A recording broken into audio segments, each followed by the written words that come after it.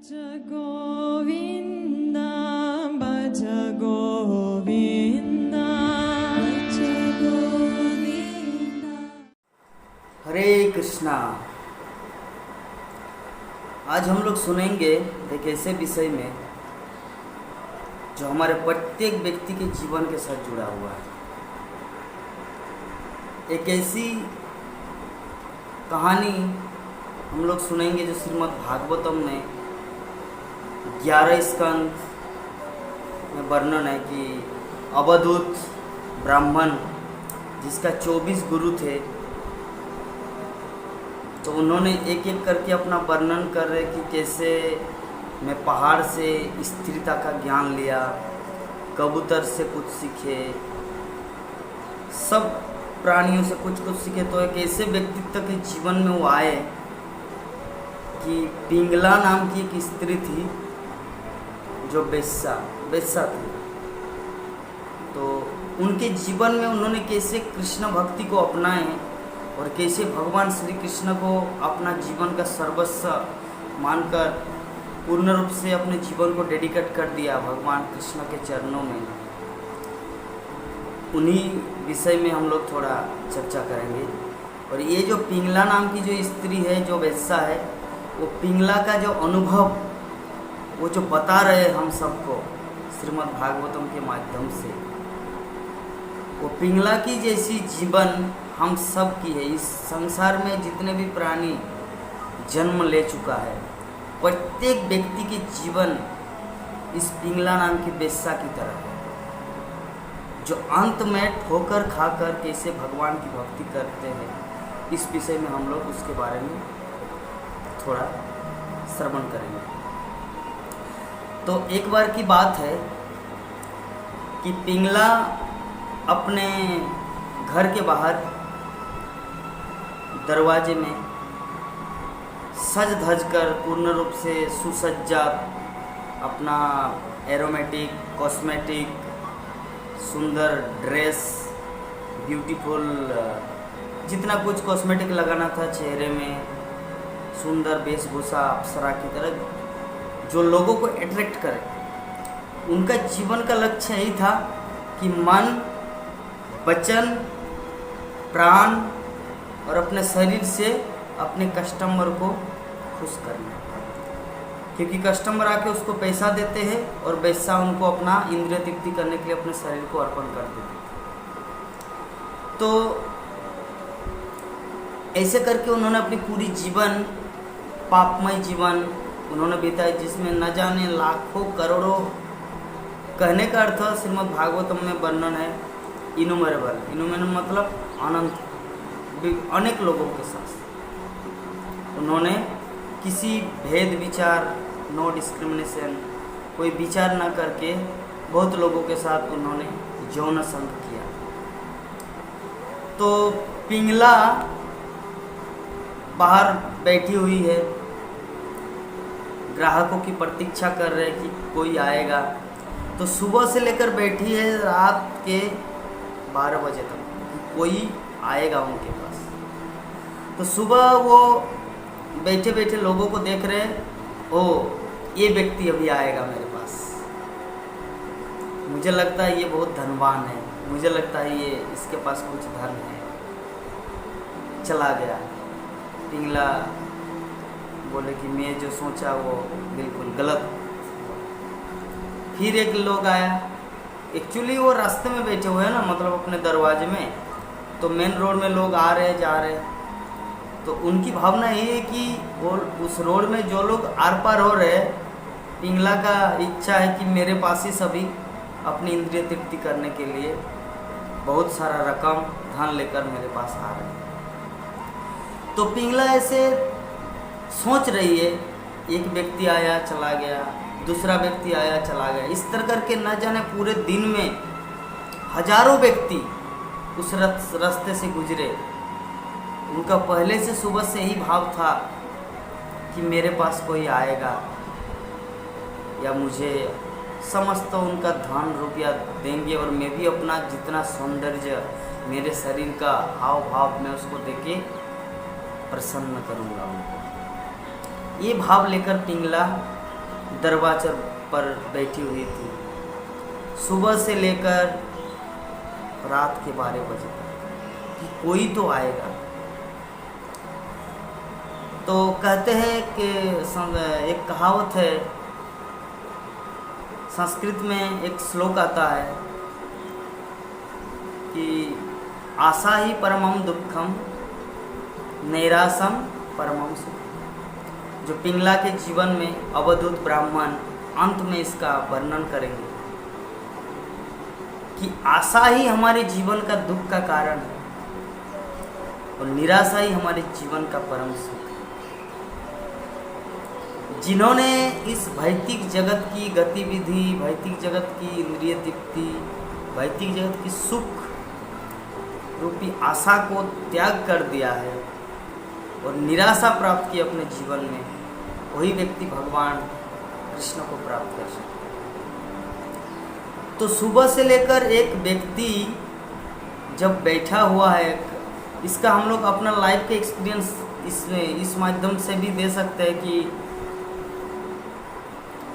अभी हम मायापुर धाम में रहते हैं। 2 साल पहले, मतलब 2015 से लेकर 2018 तक 4 साल मैंने शिल प्रभुपाद के ग्रंथ, शिल प्रभुपाद के बुक डिस्ट्रीब्यूशन ट्रेवलिंग संकीर्तन पार्टी में हम छत्तीसगढ़, झारखंड, मध्य प्रदेश 3 स्टेट में शिल प्रभुपाद के बुक डिस्ट्रीब्यूशन किए। विभिन्न ऑफिसों में, विभिन्न कार्यालय, आपका विद्यालय, यूनिवर्सिटी, कॉलेज, विभिन्न जगहों में जाके, यहाँ तक कि दुकान तक शिल प्रभुपाद के श्रीमद् भगवद गीता यथारूप, श्रीमद् भागवतम, चैतन्य चरितामृत, अब विभिन्न छोटे छोटे पुस्तिकाएँ हम वितरित किए हैं। तो कभी कभी ऐसा भी एक्सपीरियंस था कि 10 बजे हम लोग गाड़ी लेके निकलते थे, बस गौरनिताई को साथ में लेकर, और फिर 10 बजे 11, पौने 11 बजे हम लोग बुक बैग लेकर, पुस्तकों का बुक बैग रहता है लाल कलर का, वो बुक बैग लेके हम लोग कॉलेज में, यूनिवर्सिटी में, ऑफिस में, स्कूलों में, दफ्तरों में, विभिन्न कहीं पर जो आदमी मिल जाता है उनसे, दुकानों में, विभिन्न जगहों में जाके हम लोगों को समझाते हैं कि हमारे जीवन का उद्देश्य ये श्रीमद् भगवद गीता को अध्ययन करना है, भगवद गीता का पाठ करना है, और हम लोग अपने आप को जानेंगे कि हम ये शरीर नहीं, हम है आत्मा, और इस माध्यम से हम लोग भक्ति जीवन में अपने जीवन को व्यतीत करके भगवान के धाम गोलोक वृंदावन को प्राप्त करेंगे। ऐसे भाव लेके हम लोग प्रचार करते थे। हम लोग में से, हम लोग कहने का अर्थ होता है हम लोग 6 भक्त रहते थे, तो उनमें से हम एक। तो कभी कभी ऐसा होता था, भगवान की परीक्षा कहो या भगवान की लीला, कि 10 बजे से लेकर जो निकले, मतलब पौने 11 बजे बुक बैग लेकर निकले, ऑफिस घूमा, यूनिवर्सिटी घूमा, कॉलेज घूमा, दुकान घूमे, सब जगह घूमने के बावजूद भी एक भगवद गीता को वितरण करने में असफल रहे। तो जो निराशा, जो दुख, जो वेदना हृदय में आता है कि 2 बजे हमारा लंच का टाइम होता है, हम लंच में भी गुस्से के कारण नहीं आते, इतना दुख, इतना वेदना कि मेरा जीवन तो व्यर्थ चला गया, मैं एक शिल प्रभुपाद के भगवद गीता नहीं देने में मेरा क्या बुद्धि का ये है, क्या ज़रूरत है, इतना सुंदर पढ़ा लिखा करने का, मतलब एजुकेशन लेने का, कि किसी को कन्वर्ट करके, किसी का माइंड को कन्विंस करके भगवद गीता नहीं हम दे पा रहे उनको, मेरा जीवन व्यर्थ चला गया। ऐसे करके इतना चिंता कि दोपहर में खाने के लिए भी हम नहीं आते थे। खैर दूसरा भक्त की बात क्या करते वो मुझे पता नहीं, लेकिन मैं अपने बारे में बता रहा हूँ कि हम खाने के लिए भी नहीं आते थे, प्रसाद पाने के लिए भी नहीं आते थे। इंचार्ज मुझे बार बार फ़ोन करते थे, जगन्नाथ देव आप कहाँ पर है। हम फ़ोन को उस तरह में उठाते नहीं, डायरेक्ट बोलते कि अभी प्रचार में व्यस्त है, यद्यपि मेरा एक भी बुक डिस्ट्रीब्यूशन हुआ नहीं, लेकिन वो मेरी आवाज़ से, बातों से ही उसको लग जाता है कि कुछ तो गड़बड़ है। इंचार्ज को पता चल जाता है कि कुछ तो गड़बड़ है, क्योंकि इससे पहले भी हम ऐसे कर चुके हैं, क्योंकि जिस दिन मेरा बुक डिस्ट्रीब्यूशन नहीं होगा उस दिन हम खाएंगे नहीं। तो शाम के 6 बजे जब हमारा गाड़ी घर आएगा, मतलब जहाँ पे हम लोग रहते हैं, गाड़ी बस जब आएगा उस टाइम हम चले जाते हैं। तो जब झोला जैसा लेकर गया था बुक, एजीटी जैसा ही रहता है, एक पुस्तक भी नहीं गया। तो जो दुख, जो अनुभव, जो वेदना मुझे होते हैं, तो सभी मुझे बोलते अरे छोड़ो ना, टेंशन मत लो, आप तो अपना प्रयास कर रहे हैं ना, भगवान देख रहे हैं, भगवान श्री कृष्ण आपको एक दिन पूर्ण रूप से शुद्ध भक्त बना देगा। आपका ये मनोभाव बहुत कुछ बोलता है, सांत्वना देते ताकि मेरा दिल टूट न जाए। क्योंकि एक भी पुस्तक नहीं हुआ। जरा सोचिए, 10 बजे से लेकर शाम के 6 बजे तक ना कुछ खाए ना कुछ पिए, सिर्फ शिल प्रभुपाद के ग्रंथ को वितरित करने के लिए जो कष्ट, जो अनुभव, जो वेदना। तो मैं बस में आता हूँ और जो कोने में चला जाता हूँ और सिर्फ हरि नाम लेके हरि नाम जप करता हूँ, और मैं किसी से बात तक नहीं, क्योंकि जब सभी अपना अपना प्रवचन मुझे सुनाते हैं, मुझे सांत्वना देते हैं, लेकिन जब मैं कुछ बोलता नहीं तो वो लोग समझ जाते हैं कि ये अभी बात करने वाले व्यक्ति नहीं है। तो इंचार्ज उन लोगों को मना करते हैं, साइलेंट बोल के मैं जप करता हूँ। रात में जब प्रसादम होता है, फिर भी मैं प्रसादम में नहीं जाना चाहता, लेकिन बाध्यवश भक्तगण जोर जबरदस्ती भगवान का प्रसाद, गौरनिताई का प्रसाद खिलाते हैं। तो ज़रा सोचिए कि बुक डिस्ट्रीब्यूशन नहीं होगा 11 बजे से लेकर शाम के 6 बजे, और यहाँ पर पिंगला की कहानी सुबह से लेकर रात के 12 बजे तक। उनका जीवन का बिजनेस क्या, मेरा बिजनेस क्या था? बुक डिस्ट्रीब्यूशन करना, शिल प्रभुपाद के ग्रंथ दूसरों को देना। लेकिन जब नहीं होता था मुझे कितना दुख लगता था। तो पिंगला की पूरे जीवन, उनकी जवानी चलेगी उसी बिजनेस में, कि लोगों को सेटिस्फाइड करना, लोगों को आनंद देना, लोगों से पैसा वसूल करना। खैर हमारा जीवन पैसा वसूल करना नहीं था। तो पिंगला सुबह से लेकर रात के 12 बजे तक कितने हजारों लोग आए और चले गए। ऐसा नहीं कि उस दिन शमशान घाट की तरह कोई नहीं आया उनके पास। उस रास्ते से चल रहे, लेकिन कोई उनकी तरफ मुड़ के देखा तक नहीं। तब पिंगला इतना दुखी हुआ, इतना दुखी हुआ, इतना दुखी हुआ कि उन्होंने अपने जीवन में ऐसा दिन कभी नहीं देखा था। तो वो अपने पश्चाताप कर रहे हैं अपने जीवन का, हाय धिक्कार है मेरे जीवन का। जरा सोचना है, ये फीलिंग अगर हमारे अंदर आए, वो तो सिर्फ प्रोस्टिट्यूट की बात है, वेश्या की बात है। किसी दूसरे बिजनेस, कोई एक दुकान खोल के रखे, चप्पल का दुकान हो या किसी स्टेशनरी सामान का दुकान हो, कपड़ों की दुकान हो, कुछ भी दुकान हो, अगर सुबह से लेकर बैठे रात के 12 बजे घर जाएगा ताला बंद करके, अगर एक भी पैसा नहीं बेच पाएगा कुछ भी सामान, तो उसका फीलिंग कैसा आएगा? तो सबका एक बिजनेस, उसी तरह उनका एक बिजनेस था पिंगला का, प्रोस्टिट्यूट पिंगला का, सेक्स डिजायर, दूसरों के साथ डीलिंग करना, उनको सेक्स का आनंद देना, जौन विषय का आनंद देना। तो पूरा दिन वो इंतज़ार किया, इवन रात 12 बजे तक कोई नहीं आया। तो वो वहीं पर बैठे बैठे बस सोचने लग गए, और वो पश्चाताप कर रहे हैं और अपनी गीत गा रहे हैं। गीत मतलब अपने जीवन का अनुभव, अपने कृष्ण संबंधित गीत, कि मैंने अपना मन, वचन, अपनी सुंदरता, अपनी काया, अपने शरीर, अपना देह, बस दूसरों के सेक्स प्लेजर में, दूसरों के यौन आनंद को बढ़ाने के लिए मैंने अपना जीवन को डेडिकेट कर दिया। लेकिन मैं अब मेरे हृदय में जो परमात्मा रूप में भगवान श्री कृष्ण बैठा हुआ है, उनकी तरफ मैं कभी ध्यान तक नहीं दिया। हाय रे मेरा जीवन, धिक्कार है मेरे इसी जीवन का। लेकिन कुछ भी हो जाए, फिर भी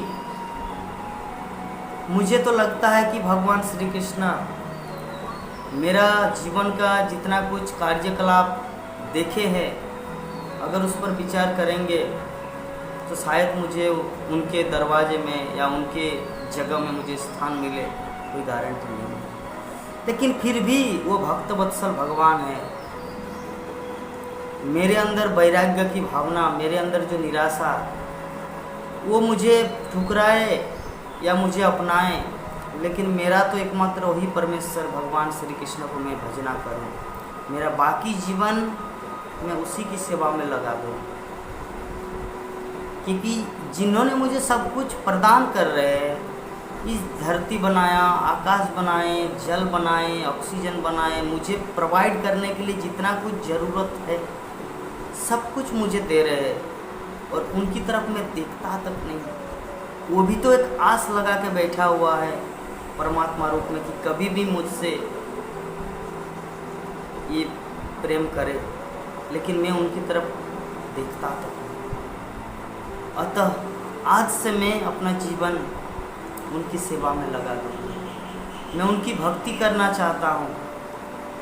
मुझे पता नहीं कि वो कृष्णा मुझे कैसे, किस रूप में देखेंगे, किस रूप में मुझे एक्सेप्ट करेंगे, लेकिन ये तो मेरा कर्तव्य है, क्योंकि मेरा कोई दूसरा, क्योंकि जो देवी देवता भी अपने उपासक को उतना आनंद नहीं प्रदान कर सकते जितना आनंद उनका ज़रूरत हो। तो साधारण कोई तुच्छ प्राणी जो मेरे ग्राहक के रूप में, कस्टमर के रूप में जो आते हैं, वो मुझे क्या तृप्ति कराएगा? एकमात्र मुझे तो मेरे परमेश्वर भगवान श्री कृष्ण, उन्हीं की कृपा से मैं उनका चरण रज पाकर अपने जीवन को धन्य करूँगा।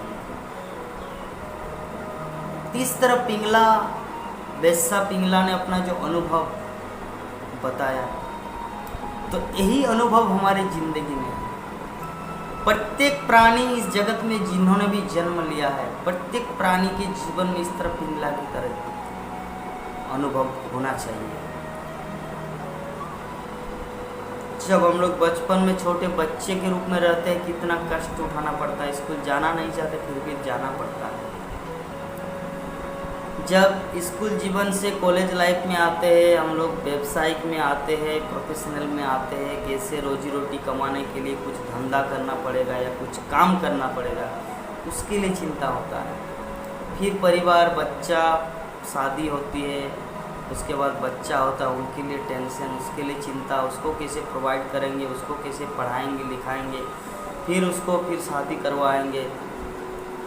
हाँ, फिर इस तरह करके हमारी वृद्धावस्था आती है। वृद्धावस्था में जो एक वृद्धावस्था का जो दुख है, जो वृद्ध है उसी को पता है कि वृद्धावस्था का दुख क्या होता है। तो ऐसे करके दुखी जीवन करके अंत में आता है मृत्यु। और मृत्यु का जो दुख है, शास्त्रों में वर्णन है कि 42,000 बिच्छू अगर एक साथ काटे तो जो दर्द होता है वो मृत्यु के समय अनुभव होता है। साधारण एक बिच्छू काटे वो तो बहुत दूर की बात है, एक चींटी काटे तो हमारा जलन होने लगता है।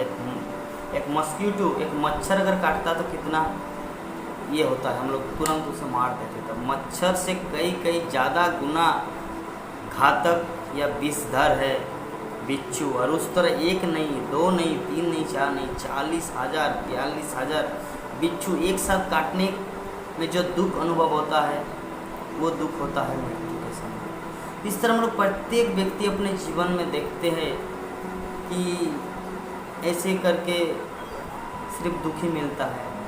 तो श्रील व्यासदेव भगवान श्री कृष्ण अपनी हेतु की कृपा बस जीवेर माया मुग्ध जीवेर नाही स्वत कृष्ण ज्ञान, जीवेर कृपाई कोलो कृष्ण वेद पुराण। तो हम सब मायाबद्ध जीव भगवान श्री कृष्ण के बारे में हमारा कुछ ज्ञान नहीं है, तो भगवान अपनी हेतु की कृपा व श्रीमद् भगवद गीता, श्रीमद् भागवतम का ज्ञान, वैदिक पुराण, ये सब हम लोगों को दिए हैं ताकि हम सब वो अनुभव, एक्सपीरियंस अपने जीवन में प्राप्त करके वो भूल न करें जो भूल उन्होंने किया है। शिक्षा का अर्थ क्या है? शिक्षा का अर्थ यही होता है कि पहले वाले जो भूल कर चुके उन्होंने अपना एक्सपीरियंस छोड़ा है, उन्होंने अपना अनुभव दिए हैं, वो अनुभव के अनुसार हम लोग को पालन करना, अपने जीवन को चलायमान करना है, तभी हम लोग अपने जीवन में सफल हो सकते हैं। ये पिंगला की बात, पिंगला ने अपना अनुभव बताया कि देवी देवता तक हम लोग सोचते हैं कि मेरा पति मुझे तृप्ति करेगा, हम लोग सोचते हैं कि मेरी पत्नी मुझे तृप्ति करेंगे, हम पुत्र सोचते मेरा पिता मुझे सब कुछ प्रदान करेंगे, पिता सोचता है कि मेरा पुत्र बड़ा होकर मुझे लालन पालन करेंगे। में जब वृद्ध हो जाएंगे। तो इस तरह हम लोग देखते हैं इस जगत में प्रत्येक जीव कुछ आशा लेके बैठे हुए, लेकिन आशा ही परमम दुखम नैराशम परमम सुखम। इसीलिए जीवन के किसी भी क्षेत्र में हम लोग देखेंगे कि हम लोग को सिर्फ दुख ही मिल रहा है। तो पिंगला ने जो अनुभव अपने जीवन के ऐसे क्षण में किए, तो वो क्षण आने से पहले ही हमारे जीवन में ये अनुभव होना चाहिए और भगवान श्री कृष्ण की भक्ति शुरू कर देना चाहिए, क्योंकि भगवान श्री कृष्ण की भक्ति शुरू करना ही हमारे जीवन की सफलता है। बाकी सिर्फ माया है और कुछ नहीं।